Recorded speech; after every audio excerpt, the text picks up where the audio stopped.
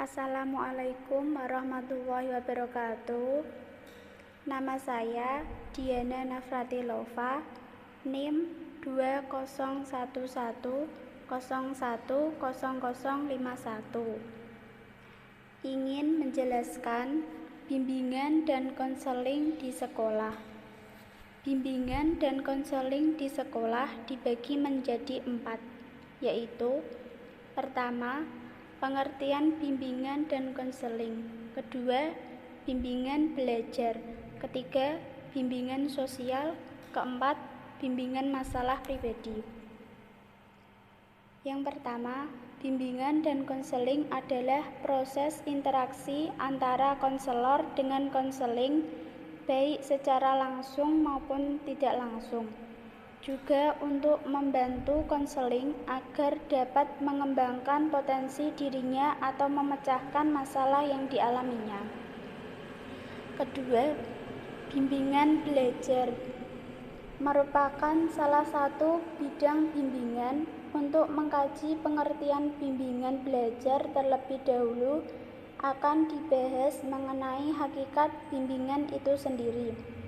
Tujuan bimbingan belajar menurut Abu Ahmadi dan Widodo Supriyono, tujuan pelayanan bimbingan belajar secara umum adalah membantu murid-murid agar mendapatkan penyesuaian yang baik di dalam situasi belajar, sehingga setiap murid dapat belajar dengan efisien sesuai kemampuan yang dimilikinya,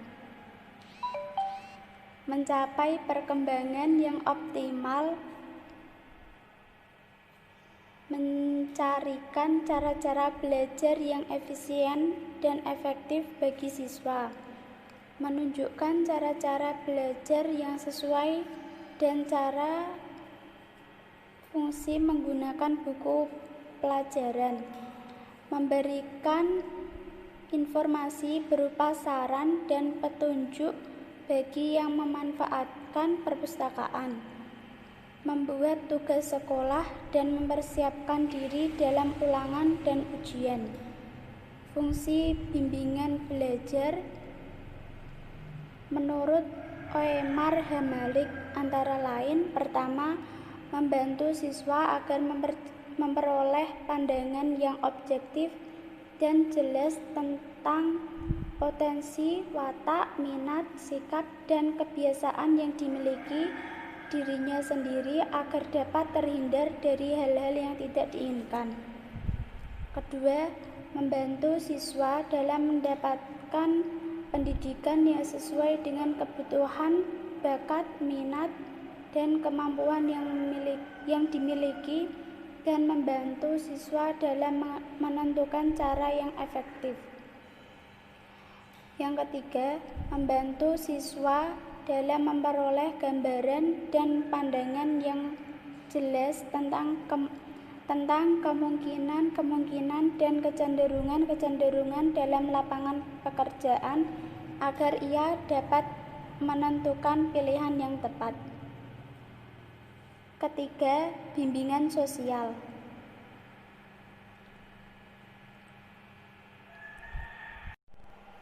yaitu bimbingan untuk membantu para individu dalam memecahkan masalah-masalah sosial.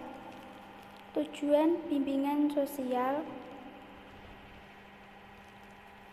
memiliki komitmen yang kuat dalam mengamalkan nilai-nilai keimanan dan ketakwaan kepada Tuhan Yang Maha Esa, baik dalam kehidupan pribadi, keluarga, pergaulan dengan teman sebaya, sekolah atau madrasah, tempat kerja, maupun masyarakat pada umumnya.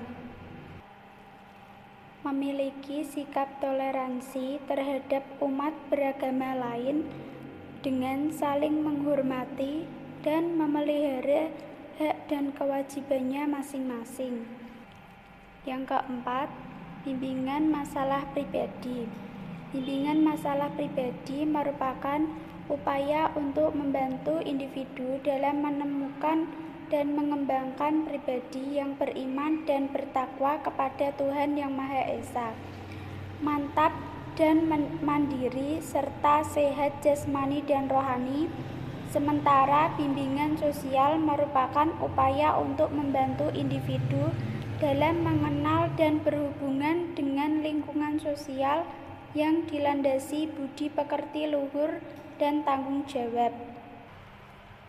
Pada dasarnya, bimbingan masalah pribadi tidak hanya berfungsi untuk mengatasi permasalahan yang dihadapi individu, melainkan memiliki fungsi lain, yaitu sebagai upaya pencegahan dan pengembangan. Terima kasih. Sekian dari saya. Assalamualaikum warahmatullahi wabarakatuh.